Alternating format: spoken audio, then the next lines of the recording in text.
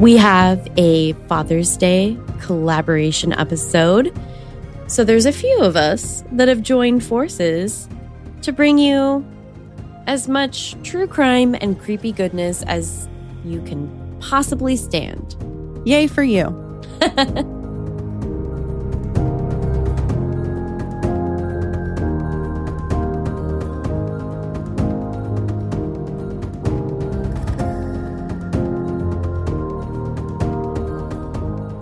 Hi, Cassie. Hi, Caitlin.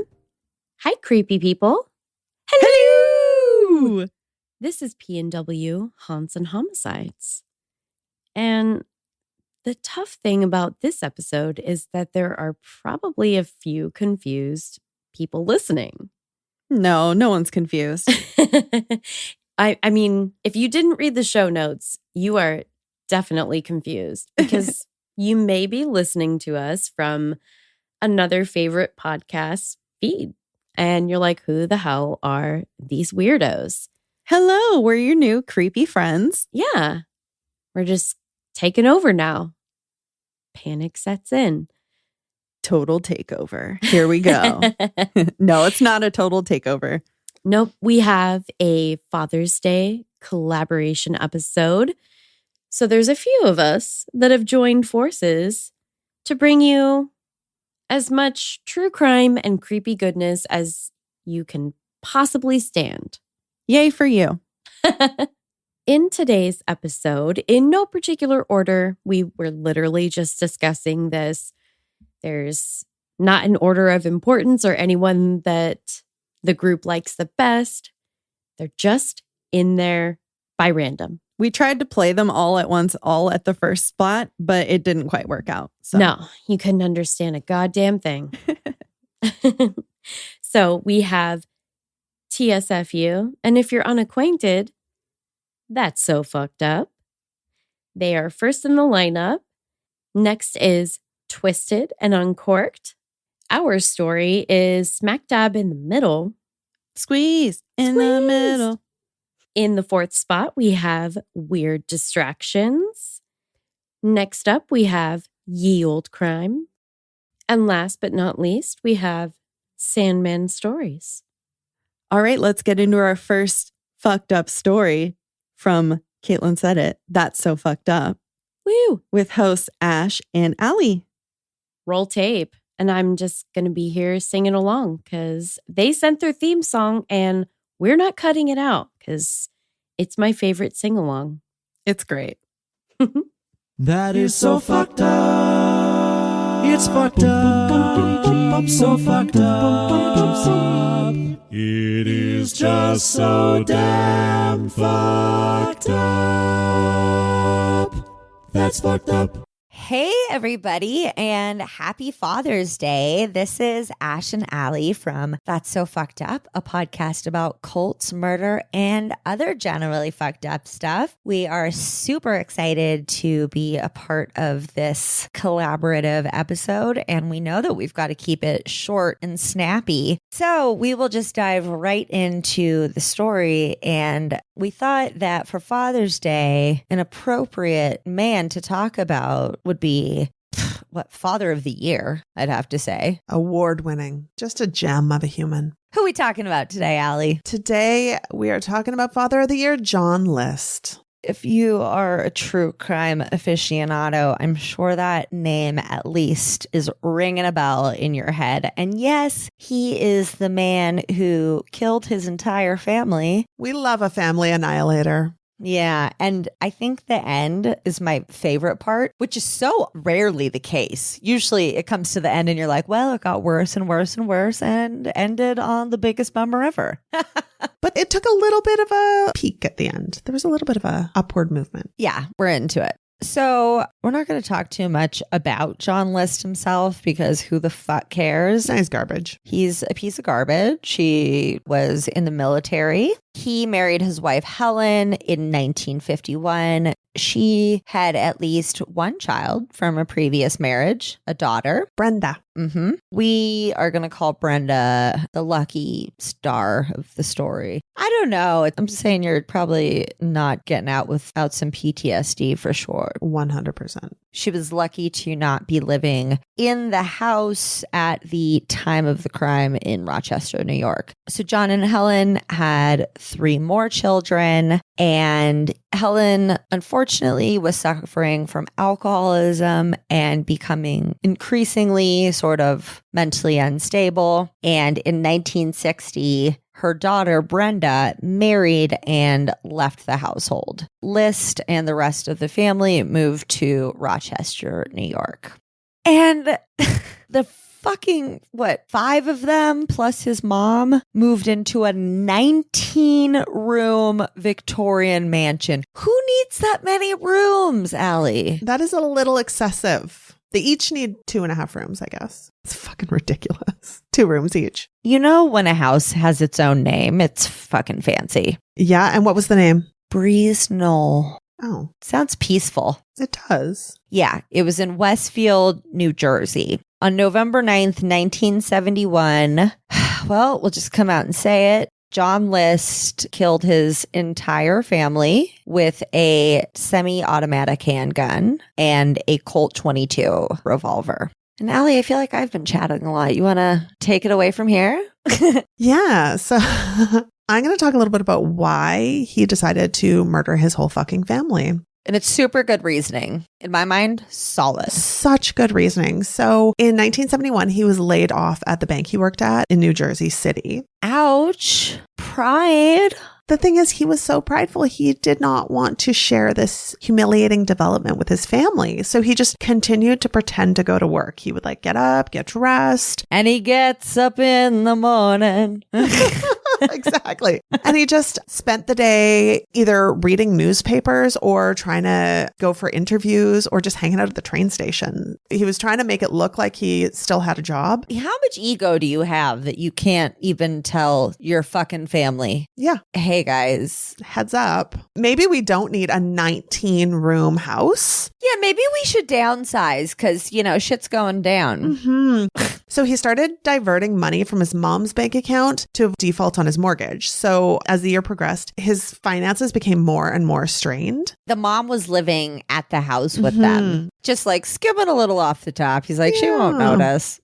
And then at that point, he decided to encourage his children to work part-time to teach them maturity and responsibility. But actually, it was to help keep the finances in check because he didn't have a fucking job because he was hanging out at the train station reading newspapers. And basically having his children and mom finance the family. Exactly. His 19-room mansion. Okay. His estate. Yeah, that's sensible. So he was also dealing with his wife's alcoholism and untreated syphilis she contracted by her first husband and concealed for 18 years. Am I right that syphilis can make you go a little kooky in the brain? I was going to say that. So I think since we both thought that it must be true. Mm-hmm. So we'll say, yeah, I think it does. So her health kind of continued to deteriorate and... Oh, real quick. Mm-hmm. Syphilis can cause psychiatric disorders, including depression, mania, psychosis, personality changes, delirium, and dementia. So untreated syphilis is no good. No bueno. Mm-mm. Bad times. So her health kind of deteriorated along with her alcohol consumption. According to testimony, quote, transformed her from an attractive young woman to an unkempt, paranoid recluse. Ew. Yeah. And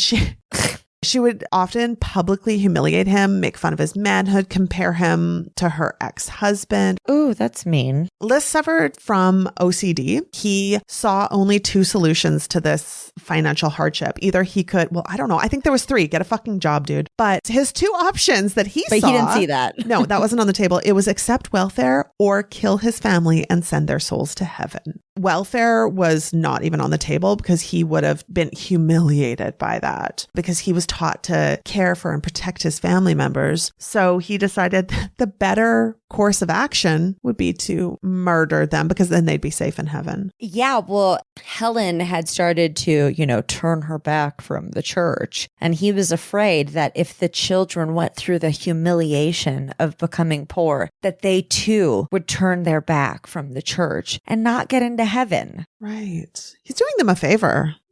I honestly can't say if that was his actual thoughts, but that is what he claims, that he was doing them a solid. He's like, look, this way, you're not going to get embarrassed. You're definitely going to go to heaven. I wouldn't pick that choice. No. I'd rather have options and then not go with that one. I think the third option is definitely, I don't know, getting a job or selling your 19-room mansion. Nobody needs that. Maybe just downsizing a little. So while his kids were at school, he shot Helen in the back of the head. Then he shot his mother above her left eye. When Patricia, 16, and his younger son, Frederick, 13, got home from school, he shot each of them execution style in the back of the head. Then this fuck made himself a nice little sandwich. That guy's got to eat. Went and watched his oldest son's soccer game. Oh, right. Had a sandwich, went and watched 15-year-old John play soccer. Then on the drive home, John Jr. was like, I'm getting fucking weird vibes. Mhm. So an altercation takes place and evidence shows that John did try to defend himself and he was shot repeatedly. So his death was certainly not as quick as the rest of the others, which is really sad.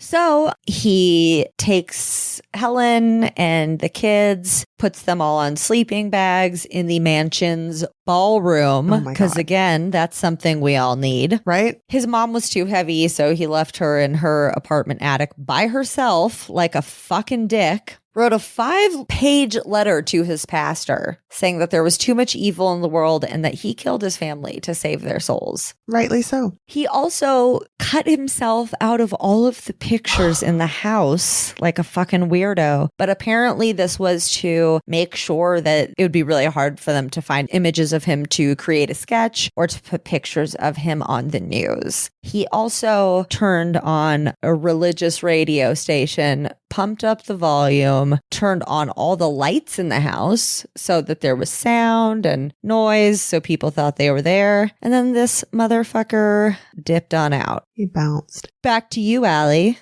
The thing is, like, the bodies weren't found until December 7th, which was almost a month later because the wife wasn't really getting out much. Neither was the grandma. And he'd written notes to the kids' school and their jobs saying they would be visiting their other grandma in North Carolina for a few weeks. So he stopped all the milk delivery, the mail deliveries. He took care of all the loose ends. Or so he thought. Yeah, so no one even bothered coming by. I'm wondering if he had syphilis too. And that made him go a little cray. Probably. Oh my God. That is such a good point. Probably. It's a STD, sexually transmitted disease. Hers was uncured. He didn't know about it for almost 2 decades. Also, maybe he was kind of mad about that. Like, hey, we've been married for 18 years and you never told me that you have syphilis and you're losing your mind. Cool.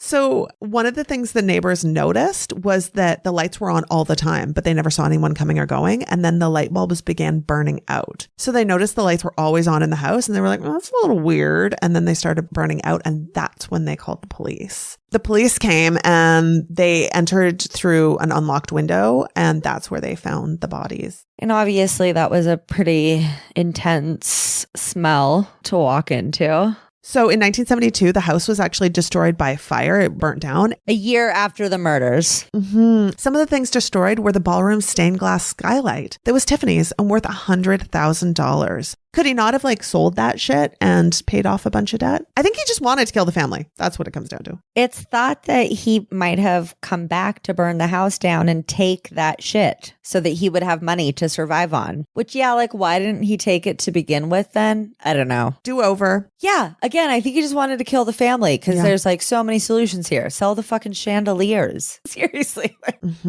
What is happening? So this fuck drops his car off at JFK, but they don't actually think that he got on a plane. A manhunt ensues all across the nation, but John List is not seen for the next 18 years. But in May 1989, during its first year on air, Way to Go America's Most Wanted, Iconic. they had a clay bust of him, and it actually did look pretty much like List. And some of his acquaintances called and were like, yeah, we totally know this dude. That's my neighbor. And yeah, this motherfucker, after 18 years of being on the lam and living his own little life, I mean, he like remarried, dude. Oh my God. Can you imagine? Being married to that guy and finding out A, you have syphilis, and B, he killed his whole family. You totally have syphilis, which is the biggest ouch here. He cruised around the country for 18 years under the name Robert Peter Clark, who was one of his former college colleagues, classmates. And he actually was in Denver a while. Shout out Colorado. And he did remarry, like I said. What a fucking mind fuck to find out that your husband was a different person completely who had murdered his entire family. Whoa, lots of therapy there. But yeah, he got arrested, and in 1990 he was convicted on 5 counts of first-degree murder and spent the rest of his days behind bars. Go fuck yourself, John List. You are pathetic. And we have one more fun fact before we sign off. Oh, he was also possibly a suspect in the D.B. Cooper air piracy case.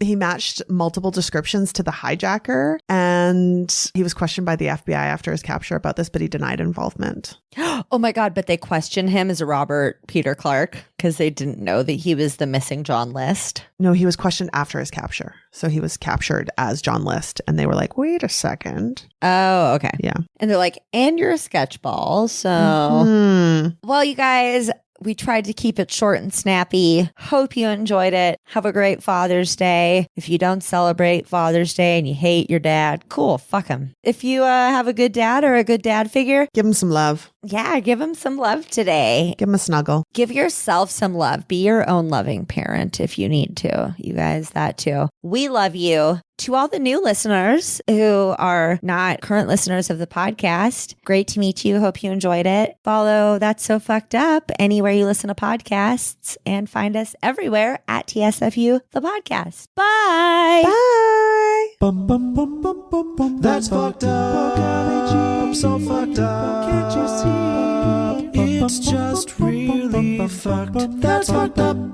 Whoa, Caitlin, that story was so fucked up. It was the most fucked up. Ugh. Who do we have next? We have Twisted and Uncorked. In this situation, and I believe Alicia is going to explain, we do have a little bit of a guesting fill-in type situation. Oh, who filled in? You may recognize the voice. Yeah. Twisted and Uncorked is hosted by Alicia and Sierra. Sierra had something else in her schedule that conflicted with recording, so I did step in. Caitlin's trying to infiltrate everyone else's podcasts. She's everywhere. This bitch. No. Well, I'm excited to hear it because I was not there. Let's uncork this next twisted tale. Full warning, this story is super sad, so I just want to preface by saying that not all of the stories we cover at Twisted and Uncorked. No, that's not how you say the name of my show. Twisted. Where did that accent come from? I had a spirit take over my body. But Twisted and Uncorked are this dark. We cover all twisted topics: paranormal, true crime, cults and curses. We've got you covered. I would also like to say that I am solo representing our show today. My bestie and co-host Sierra is dealing with a family emergency at the moment, but we had already agreed to do this wonderful collaboration, and the research was done. So I have my super cool buddy Caitlin from Pacific Northwest Haunts and Homicides here with me. Woo, woo, woo, woo. Represent. She's my buddy, so it'll be good too. But I just want to give all of these prefaces up front. So that said, come and check out both shows and buckle up for this nightmare. So today I am telling you about the Said family and the tragic murders of Amina and Sarah. It's often known as the media as the Honor Killings.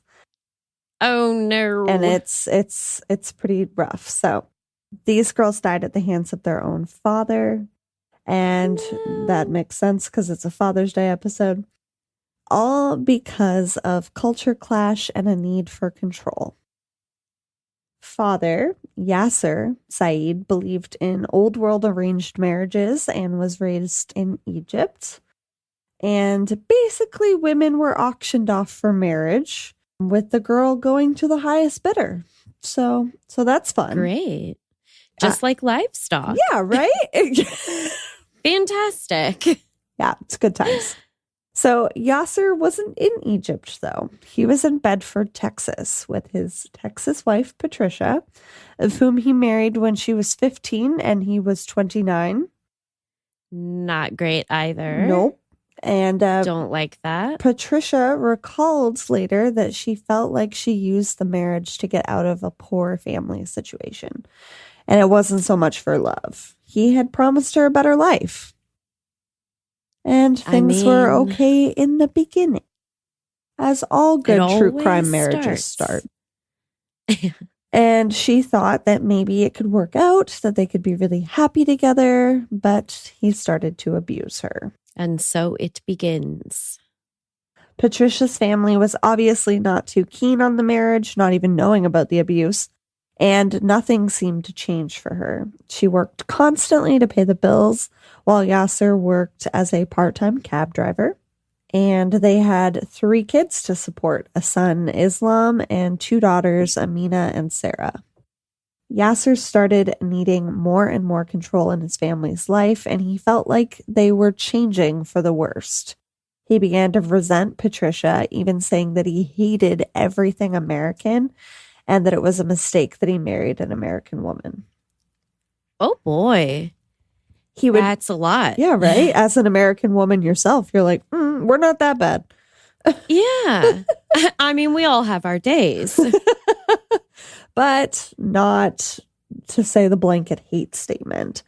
And he would create messes just to have her clean them up. He cheated on her with at least 6 different women. And Yaser would cut at Patricia's legs with a knife when she refused to have sex with him. Oh, okay. So he's great. Yeah. Man, I mean, such a nice guy. I can't imagine why she's not more interested and available. Right? No kidding. Yikes. He had her take inappropriate photos as well, and she was just becoming more and more miserable. But she didn't want to leave her kids.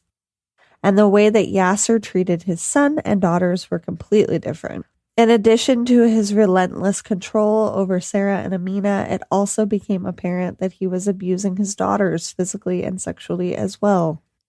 No. Yeah, I know. I just hold it. Like, we're just going to go all the way down. Like, it keeps going. Fair warning. Hold on to your butt. No. He was obsessed with them and would film them constantly, almost keeping surveillance on them. And as they grew into their teens, as teenage girls do, they pulled away more and more. But he would just bug their computers and phones and just surveil them. And Sarah and Amina admitted to their grandmother that they were being abused. And that was when Patricia took all of the kids out of the house. But it was only a matter of time before he dragged them back home. And the sexual abuse against the daughters was reported to the police. In a formal interview, the girls said that their dad had raped them. And then suddenly they recanted their story as if nothing had happened. Amina would later say that her parents, aka Yaser, told them that they needed to recant their statements or that he would go to jail where he belonged. Right. I was just going to say, that's kind of probably where he should be. Yeah, but he bullied them out of it. And Patricia has no control in this situation. In addition to their admission to their grandmother, the home videos that were released after the murders are very uncomfortable. And to me indicate that he was abusing them and that they were also quite icked by their own dad. For example, he would zoom in on their bodies and go, "Ooh, nice." Or, "Why are you sleeping with pants on?" And they would be like, "Ew, stop," and just kind of make jokes and say things like, "Oh, dad, that's illegal." Like, but they're clearly very uncomfortable, but also very afraid, which is just unbearable to think about. Well, I have to go. I'm going to be catching a shuttle off of this planet. And goodbye forever. So it just breaks my heart, in addition to everything that these girls would endure at the hands of their father, that they would also be living like this and so afraid of him. So let me tell you more about Amina and Sarah Said. They were incredibly close and just typical teenage girls. Amina was a social butterfly and a little more chic. Sarah was more of a tomboy, but they did everything together. They were very active. They liked going for walks and playing sports together. They were very well-mannered. They were smart, and they were beautiful inside and out. Okay. The older that they got, the more they pulled away from their family, like I said, as typical teenage girls do. And because of their father's abusive nature, they learned to start keeping everything from him, especially when it came to boys. Oh, of course. Amina was the older of the two girls and the first to start dating. She met and fell in love with Joseph Marina, and they met at a martial arts class, and it was love at first sight. They That's dated adorable. for 4 years. Wow. And Joseph's mom loved Amina and very much approved of her. But she did have concerns over how serious she would get when it came to her father and the possible danger that he could pose on them. Oh, boy. Joseph and Amina traded notes on their way to class every day, which is like the cutest goddamn thing I could think of. They would like pass It's each other so notes in the wholesome. hallway. Oh. They weren't only crazy about each other, but they were best friends. Their romance had to be kept a secret, though. Amina was terrified of her father and didn't want him to hurt Joseph.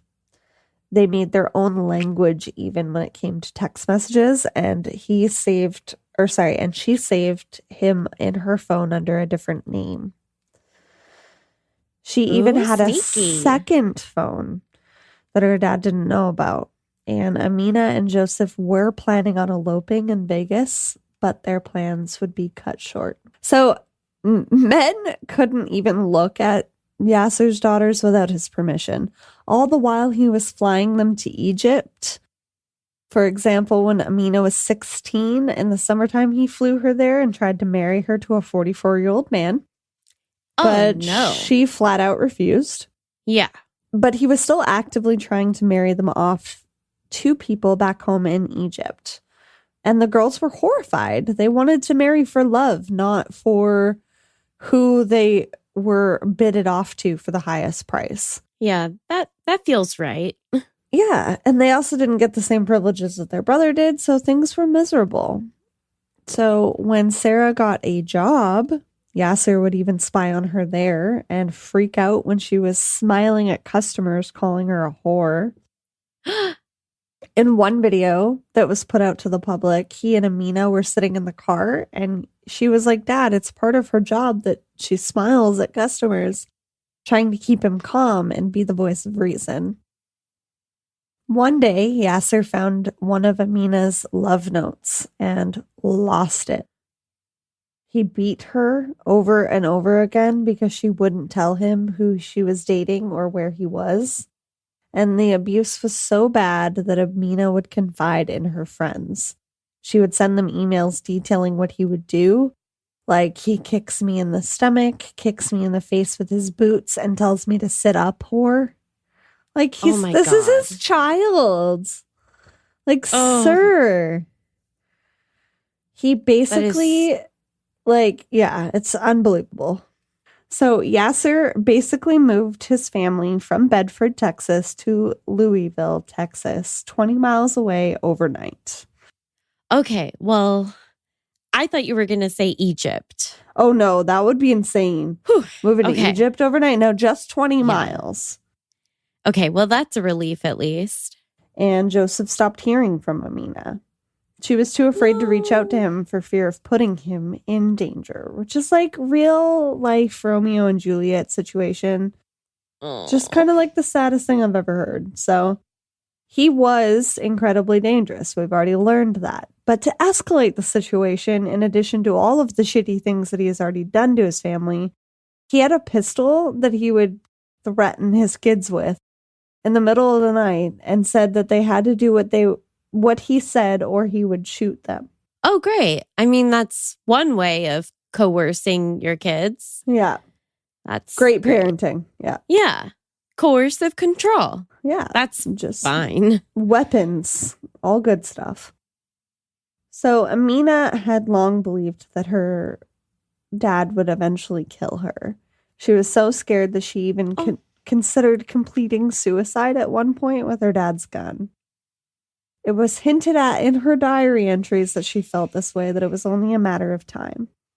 She just wanted to live whatever life that she could, and the love that she had for Joseph was what eventually would cause him to snap.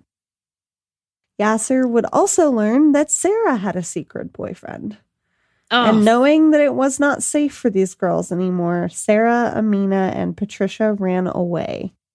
They took their SIM cards out of their phones and snapped them, got a secret phone, and stayed at a hotel room in Oklahoma. I mean, they tried. Yeah, they did.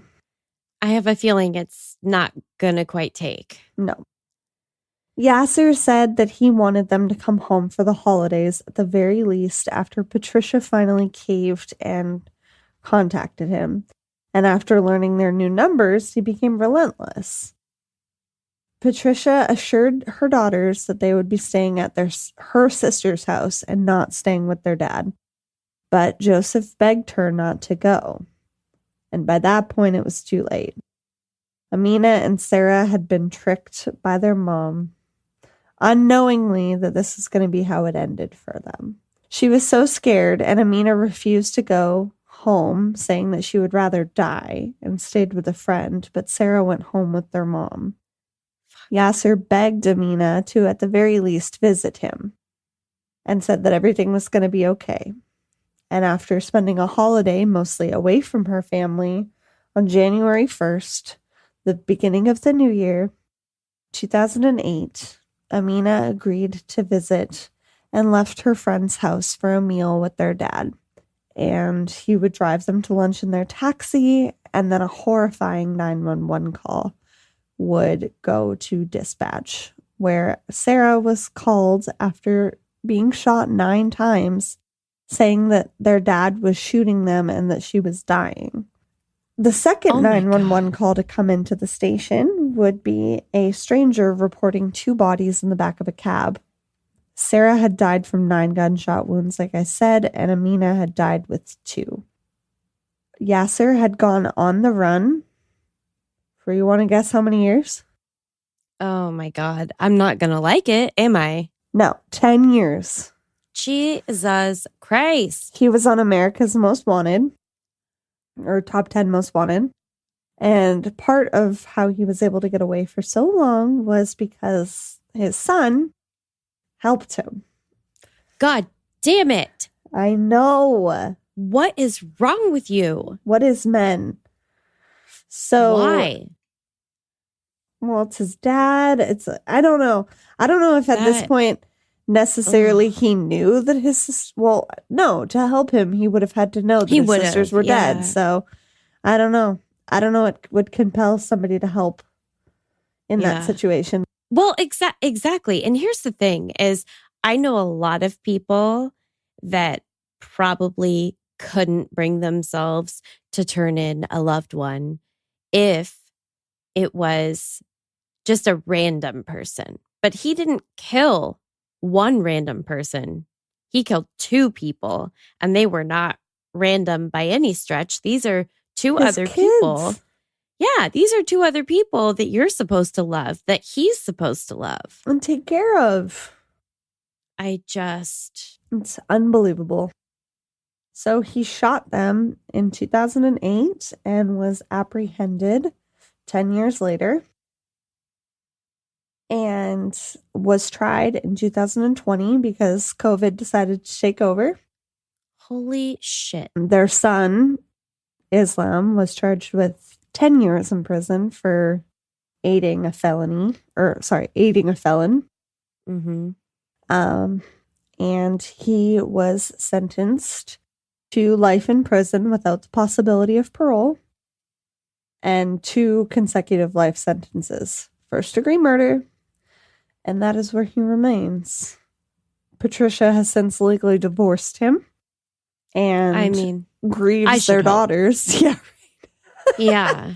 I would be Yeah. questioning Patricia if she didn't divorce him after that. That is where this story ends. Seriously, though, guys, thank you for listening to this story. These beautiful girls deserve to have their voices lifted, and I'm really sad that this is how this turned out. And I know that their mother is completely distraught that this is how this turned out.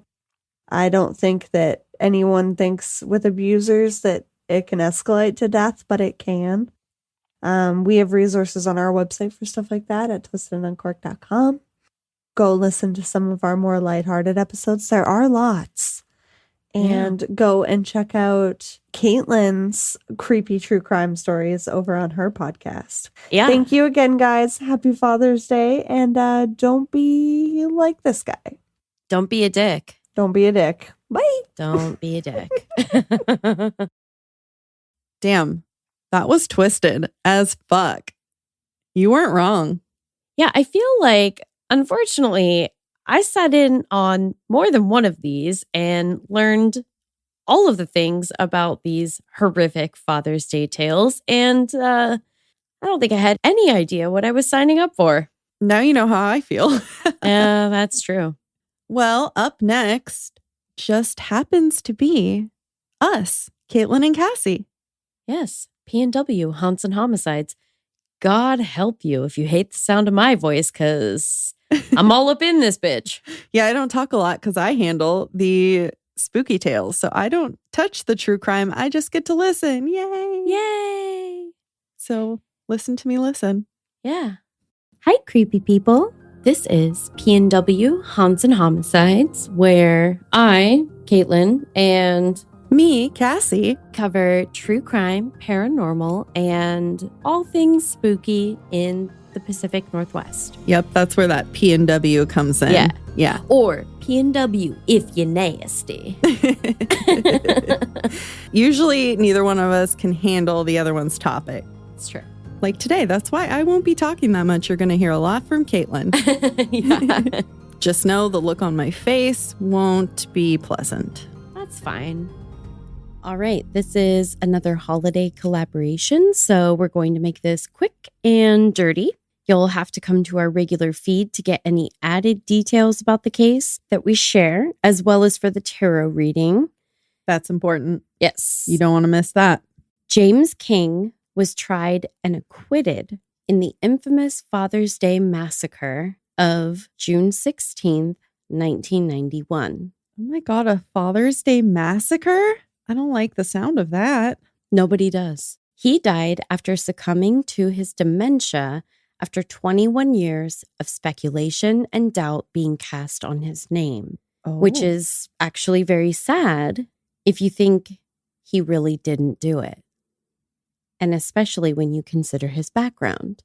James King had retired from law enforcement as a police sergeant in Denver at the time of the infamous crime.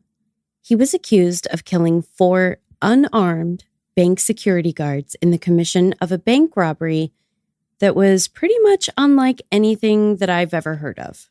The 4 slain officers were Philip Lee Mankoff, Scott Raymond McCarthy, William Rogers McCollum Jr., and Todd Allen Wilson. 21 years later, the prosecutor still believed in the absolute guilt of the man, despite presenting what some considered a fairly flimsy case in court all those years ago. After his acquittal, James King lived a quiet life in the same home he'd lived in previously, only now he became something of a hermit.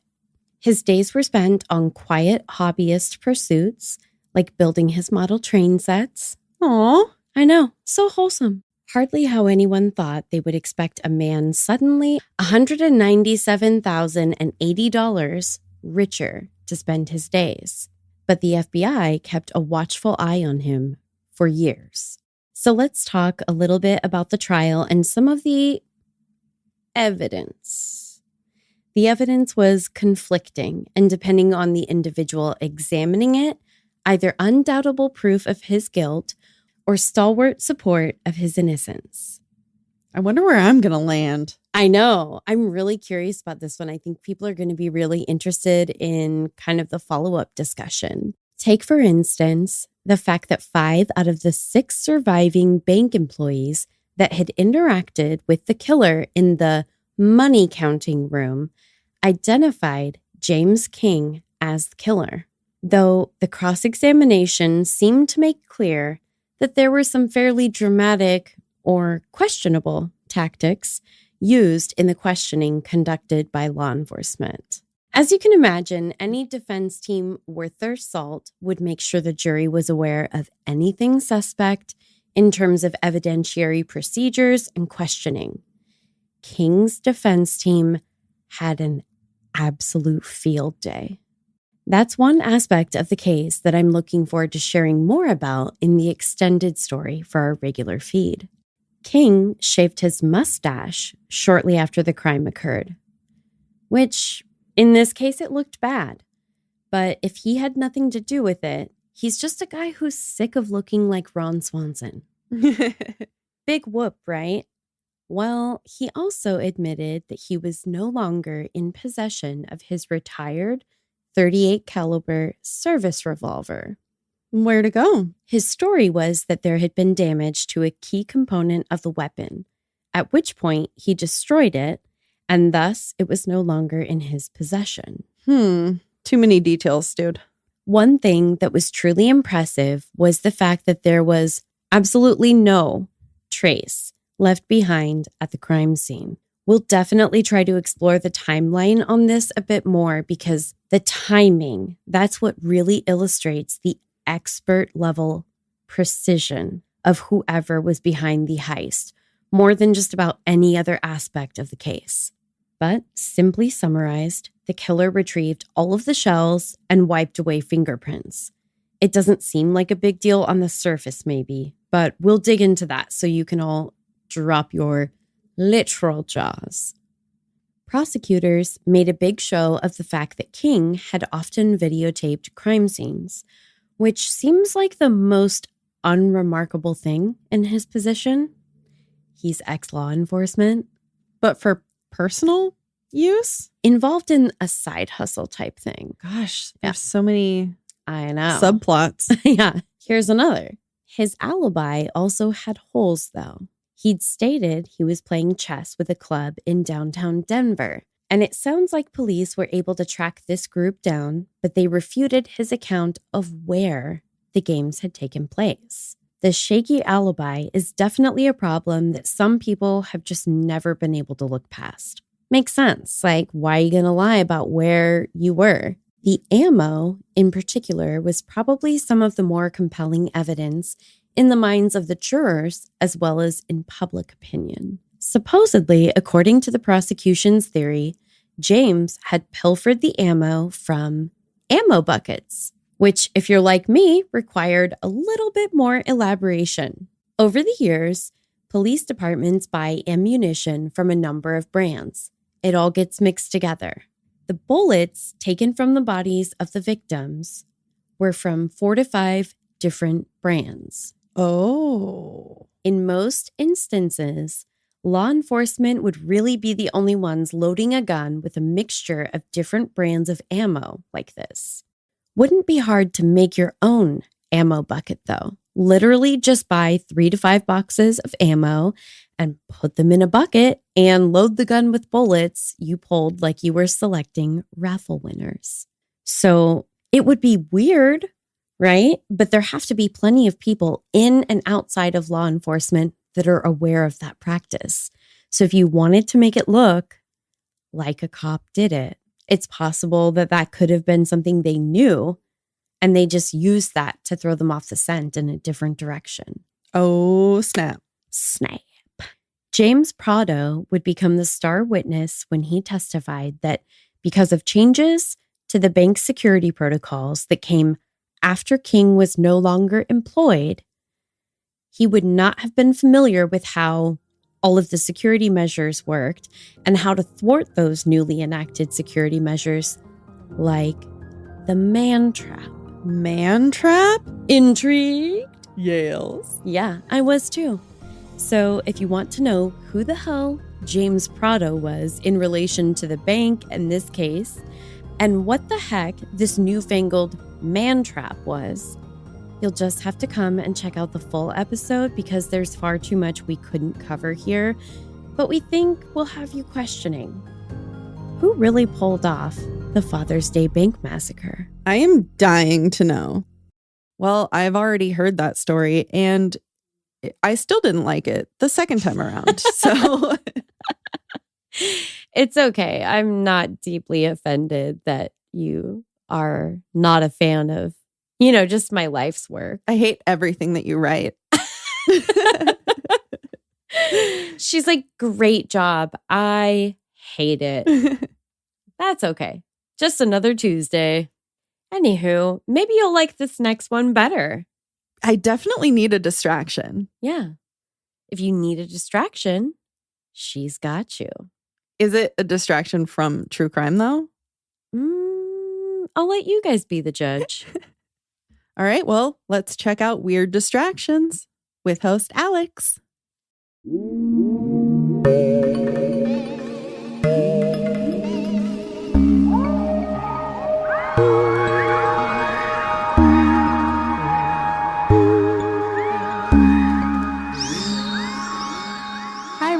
I'm Alex, host of Weird Distractions podcast. If you haven't heard of Weird Distractions, it's a weekly show where I rotate in discussing true crime cases, paranormal hotspots, folklore tales, and more to provide what some may consider a weird distraction from everyday life. So whether you're going through a breakup, maybe a rough day at work, or just dealing with the qualms of life, there's something new each week to distract yourself with. For this 2023 Father's Day special, I'm going to cover a very weird and tragic case out of the state of Milwaukee in the United States. Now, I say this case is weird because when I read this headline, I first thought, wait, what? This has got to be a sick joke. Alas, the headline is legit, and this is where the tragedy kicks in.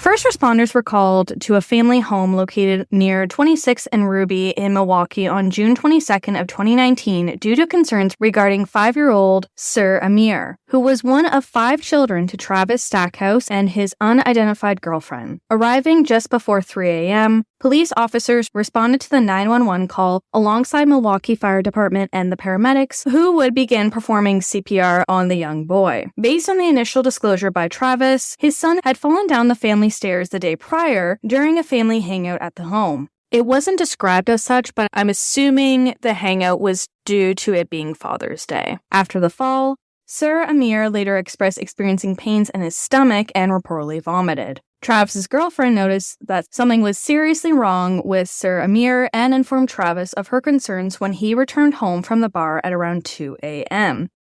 Despite the persistence of the first responders, Sir Amir would be pronounced dead on the scene. Although there was the initial report from Travis that his son had fallen down the stairs in what only could be described as a weird, fatal accident, paramedics observed that the boy had severe bruising to his eyes, a cut on his lower lip, and a lacerated sternum, which did not seem consistent with the fall reported by Travis. During further investigating by officials, Sir Amir's 6-year-old brother allegedly noted that Sir did not fall down the stairs, but rather he was hit with a closed fist in the stomach area by his father, Travis. Now, why would Travis hit his own son? Well, let's break down what happened on June 21st with a direct quote from a CBS 58 article. Quote, "When Stackhouse's girlfriend came home June 21st, they went outside to hang out with family and friends. When Stackhouse came back inside, he said he became angry when he found the 3 oldest children, including 5-year-old Sir, eating his Father's Day cheesecake." Stackhouse denied physically assaulting the children. Based on reports, Travis came into the house, he saw the children eating the cheesecake, and he physically assaulted Sir. After this took place, Travis eventually left the home and went out drinking with his friends at a local bar that night.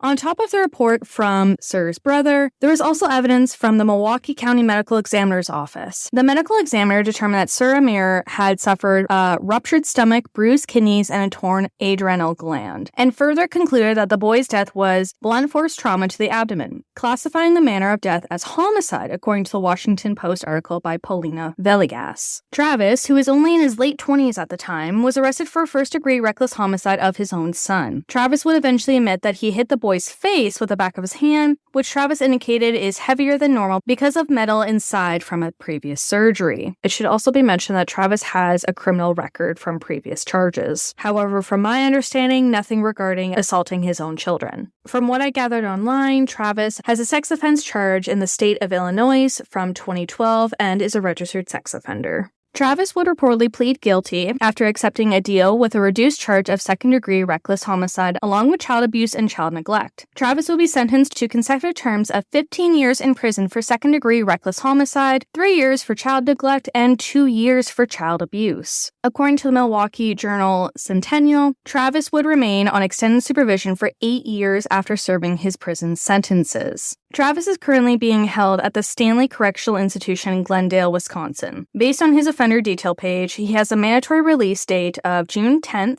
2039, and a maximum discharge date of June 10th, 2047. Neither date feels long enough to suffice his actions towards his own son, Sir Amir. His own son's life was taken way too quickly at his own hand over something so mundane and so ridiculously silly. It was a cheesecake. It could be easily replaced. A life cannot. Thank you for tuning into this small feature. To hear other true crime cases or cases involving the paranormal, conspiracy theories, folklore, and more, feel free to tune in to Weird Distractions podcast every Sunday at 7 a.m. Eastern Standard Time. You can stream Weird Distractions on Apple Podcasts, Google Podcasts, Spotify, and more. Check out the show's social media accounts as well over on Instagram, TikTok, Twitter, and Facebook. I hope you have a great and safe Father's Day, and if you need a distraction, I got you. Bye!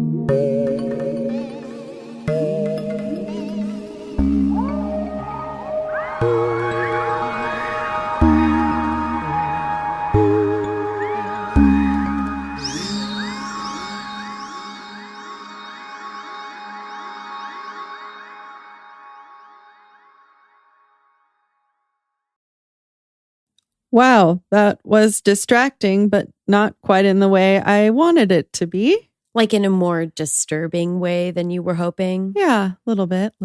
Yeah, that makes sense. Next, we have Ye Old Crime. For those of you that are into things that are old-timey and crimey. Hosted by Lindsay and Madison, or Maddie. Let us yeet into this old-timey story.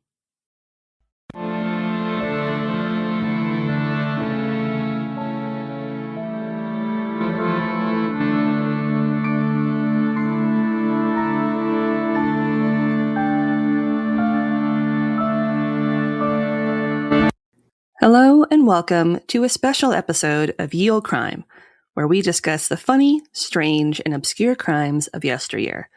I'm your host, Lindsay Valenti, and with me is my sister and co-host, Maddie Stengel. Hello. Hi. What makes this so special? This is a special mini episode for a Father's Day compilation. Ooh. So our mini episode today, in keeping with the Father's Day theme, and in knowing what kind of podcast we are going to be discussing the murder of Thomas Wilson. Oh boy. Information was pulled from the following sources: the 2013 Journal of Victorian Culture article by Jade Shepard, the Proceedings of the Old Bailey website, the Berkshire Record Office website, an 1873 Birmingham Daily Post article, Genie.com, and Wikipedia. All right. In most cases, when you discuss Father's Day, you're celebrating the fathers in your life. Right. Today, we're going to vilify a man named George Wilson, who committed a horrible act of familicide in March of 1873. Not great. No. But that's what we do. That's what we do here. That's what we do here. We talk about the things that aren't great. Hey, this sucks. Let's talk about it. Let's go there. The Monday, November 10th, 1873 edition of the Birmingham Daily Post published the following on the case. Quote, "Dreadful murder in London. At the Clerkenwell Police Court on Saturday, before Mr. Hannay, George Wilson, aged 54, who was described on the charge sheet as of no occupation, residing at 35 Catherine Street, Islington, was charged with feloniously murdering his son, Thomas, aged 10 years, by striking him on the head with a chopper in the above address. A chopper, like an axe? An axe. Oh my God. Mm-hmm. Mr. James William Oxley, a clerk in the post office at Vere Street, Oxford Street, said, quote, I reside in the next house to the prisoner. This morning, about 5 minutes to 9, I was in my bedroom, about to wash myself, when my son, who was in the back garden, called me. I hastened out and saw him looking over the rails that divide the two gardens. I looked and saw the prisoner's wife at the back window of the prisoner's house. She was screaming out, Come to my husband, Mr. Oxley. He has murdered my son, Tom. Oh my God. I jumped over the rails, took up a broom, went upstairs, and in the passage I observed prisoner clutching his little boy, who was on the ground. He had his arms entirely round the body of his son, and he was right over him, being on his knees. I seized hold of the right wrist of the prisoner, and at that moment he dropped an axe from his right hand. The axe dropped on the right-hand side of the body, the prisoner holding the body up with his left hand. I pulled the prisoner away with great force, for the prisoner still clutched the body, and groaned and cried fearfully. The eldest son, who had just previously been having his bath, came up naked. With his assistance, I pulled the prisoner away from the murdered child into the parlor, and put him on a couch. I then went back to the child, and put the axe under the mat to hide it. I opened the street door, called for assistance, and sent for a medical man and the constable. With assistance, we put the child into a blanket and put it into a cab when we were met by Dr. Slater, who had the child removed into a chemist's office and examined it. I observed that the child was completely deluged in blood and had severe cuts on the head. Prisoner, when he was placed in the parlor, was restrained from leaving. I worked with the prisoner 18 years since, and he was a most affectionate father. In fact, he doted on his children and would not allow a hair of their heads to be injured. The prisoner has been out of his mind for months. The prisoner, in answer to Mr. Hannay, said he had no questions to ask. Dr. Slater, of 1 Thornhill Crescent, Barnesbury, said, quote, This morning I was called to the prisoner's house, and when I got there the injured boy was being removed. I examined him and found him suffering and bleeding profusely from an incised wound just above the left temple, about 3 inches long. There was also a fracture of the skull. There was a little posterior to the first wound, a small lacerated one. There was a fracture of the skull, about 5 or 6 inches long. The boy lingered until about 11:30 this morning, when he died. End quote. He didn't even die suddenly?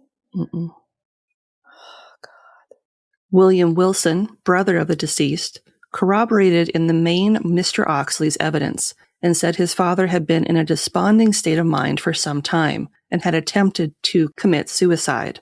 The family had been in treaty for his removal to an asylum. Mr. Hannay, quote, Has he always been a kind father? End quote. Witness, Oh yes, he has been one of the best of fathers until he went out of his mind. So that was his son that said that. Mr. Hannay remanded the prisoner until Friday, end quote. So that was the whole article that was published about this case. Wow, that's extensive. And that would have been really extensive at the time, too. Mm-hmm.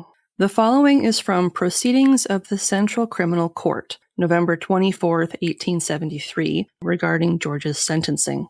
Quote, Old Court, Wednesday, November 26th, 1873. Before Mr. Justice Quain, George Wilson, age 54, was indicted for the willful murder of Thomas Wilson. Upon the evidence of Mr. John Rowland Gibson, surgeon of Newgate, the jury found the prisoner to be of unsound mind and incapable of pleading to the indictment, ordered to be detained until Her Majesty's pleasure be known. End quote.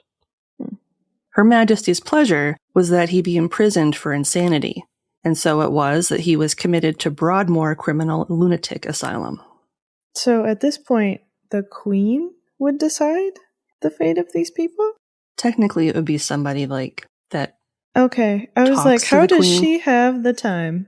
She doesn't. It's typically somebody that like reports to the Queen. Got it. Because I was like, Her Majesty. Yeah. How did they get her into this? Dang. Who has her number in the Rolodex? This is crazy. For those not in the know, Broadmoor is one of the most infamous psychiatric hospitals in England, being the oldest of its 3 high-security facilities. Is it still open? Mm-hmm. No. Yeah. That place is so haunted and Mm-hmm. probably super awful. I can't imagine. Opened in 1863. Ironically enough, its first patient was a woman who was admitted for committing infanticide on May 27, 1863. At the time of George's arrival, the original building consisted of 5 blocks, 4 of which for men and 1 for women. Medical reports regarding George Wilson during his time at Broadmoor note that he said he was hearing voices, which caused him, quote, nothing but misery and torment, end quote. Sorry. I wonder if he was late stage schizophrenia, maybe? Maybe. That's too bad. All told, he would serve 3 stints in Broadmoor. He was first admitted in 1874 before he was discharged in 1881. I searched through 5,000 George Wilsons on Genie.com, Oh my goodness. doing a search by the year of his birth based on his age at the time of the incident. And I was able to find out at the time he was discharged from Broadmoor in 1881, he was 62, and that same year a census was taken. Mm-hmm. He was listed as living with his wife, Elizabeth Noble Wilson, who was 55, his son William, so the one that survived and was talking about him in court, who at that time was 34, his son George Jr., who was 23, and son Benjamin, age 17. On Genie, it listed him as having a daughter named Fanny that was born in 1856, which would have made her 25 in 1881, but no death date was listed, and there was nothing about Thomas, the son that he murdered. It is possible that she either passed away or that she had gotten married and had moved out of the home, which... Yeah, makes sense. George was readmitted to Broadmoor in 1889 before he was released in 1891. He wasn't out long, though, as records show he was readmitted that same year. Considering his records at the hospital end in 1898, I think it's safe to assume that he was either released a final time that year or that he passed away. Yeah. And I could not find a death date for him in all of my research. Oh, darn. I did reach out to the Berkshire Record Office because if you live in the UK, you can go to their records office and you can get access to these documents. Right. If you live across the ocean, you can't because they have to scan them. And I had asked them about it, and I would have had to pay like £209 to see the entire file. Whoa.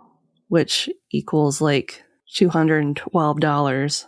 Yeah. So I don't know when he passed away. If he died while he was there, it's entirely possible. He would have been 79 in 1898. And 1898, that's old. But yeah, that was the Father's Day-esque case that I thought I would cover today. So heartwarming. So heartwarming. So not sad. Not devastatingly sad. Nope. Well, if you like that, you can also find us on Facebook, Instagram, and TikTok at Ye Olde Crime Podcast, and on Twitter at Ye Olde Crime Pod. And on that note, as always, I'm Lindsay. And I'm Madison. And we'll see you next time with another tale as old as crime. Wow, we have really gotten an interesting blend of stories today. Yeah, we have. We've kind of covered it all. And from all different timelines, too. All right, well, maybe we can try something a little calmer. Almost sleepy. I don't trust you. I mean, that's fair. Next up, we have Dustin at Sandman Stories. Tired but can't fall asleep? Dustin does his best work to find interesting stories from the public domain and read them until you fall asleep. The stories are mostly folk tales from around the world, best listened to during work, during commutes, when you are trying to fall asleep, or any time that you need a calm friend to read to you.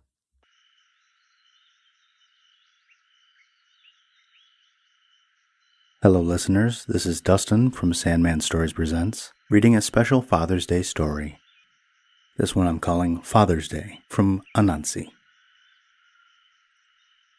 Long, long ago, near the city of Accra, lived the mighty hunter Anansi with his wise and wonderful wife, Effia, who was born on a Friday. Now between them they had 6 children. The eldest was Seal, who could look far and wide and find anything anywhere. The second child was Roadmaker. She could pave a road over the oceans and through the deepest jungles. The third child was River Drinker. With one little sip, he could drain Lake Volta down to the mud. The fourth child was named Rock Thrower. They could pitch a rock so hard and so accurate that they could knock a fly off a leaf on the top of a tree. The fifth child was named Life Giver. She could take the bones of the dead and put them back together and bring life back into the body. The sixth child was a sweet, soft boy. His name was Cushion. He was so soft and sweet, he could catch any falling thing and let it down easy. Now Effia was pregnant again, and she asked Anansi to go get the yams that grew on the other side of Lake Volta. So Anansi left their home in Kumasi and walked for days and days and days. Anansi was a skilled hunter and gatherer, but the road was very difficult, when there was a road, and he often had to stop and rest. When he got to the shores of Lake Volta, he swam all the way across and pulled himself up on the other shore. Finally, Anansi found the yam field near Kampando. He looked until he found the juiciest, fattest, tastiest yam, and put it in a sack on his back and started towards home. He had just crossed the midway point of Lake Volta when a big, hungry catfish, the size of a Katanka full-sized SUV, jumped up and swallowed him whole. He hoped that Sial would see him and come and rescue him, but Sial was distracted playing Zanzama with his friends, and he had a terrible headache. Now while Anansi was gone, Effia had their 7th child. This one was named Remember Me. Remember Me was a lovely little child, and it grew into a sweet toddler. Effia went on with her work, and the children continued to play. All the while, the memory of Anansi faded. One day, Remember Me asked Effia, "Na, where's Agya?" Memories of her sweet Anansi came flooding back. It had been many years since he left, and there had been no memory of him for a long time. Sial climbed to the top of a tall banana tree and looked and saw his father's bones deep inside a catfish. They all wanted to go and bring back their father, but it was a very long and difficult path. Luckily, Roadmaker could make a smooth walking path for them, even through the roughest rocks and the wildest forests. Soon they were on the banks of Lake Volta. River Drinker smiled and said, "Now it is my turn." He took a couple of deep breaths and put his lips to the water. Soon the water was gone, and the fish were seen flopping in the mud. The family was excited to see the fish, but didn't know how to get Anansi out of the fish in the mud. Suddenly, an eagle swooped down and picked up the catfish and began to fly away with it. Rockthrower picked up a small stone nearby and eyeballed the eagle. They pulled their arm back and chucked the rock hard. The eagle heard the rock whistle by its head and dropped the fish out of pure fright. Cushion took a deep breath and spread his body out to make a big, soft spot for that fish to land, so that Anansi's bones didn't get all cracked and shattered. The fish landed on Cushion and threw up Anansi's bones to say thank you.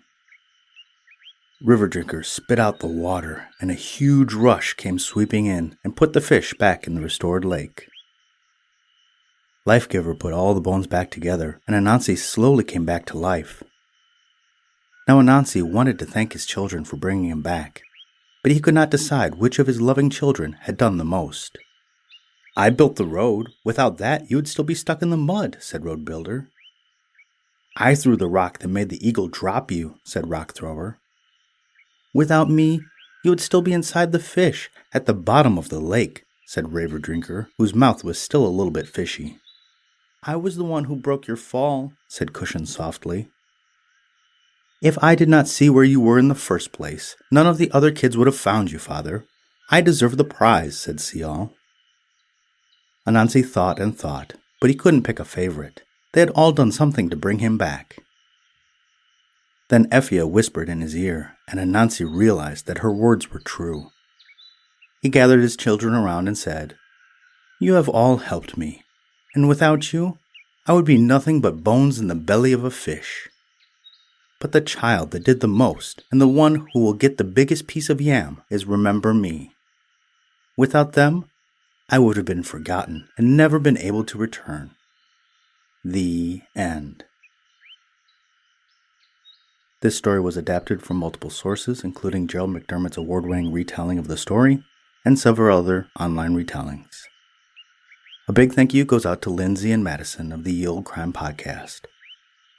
You are two cool Minnesotans, don't you know? Thank you, and good night.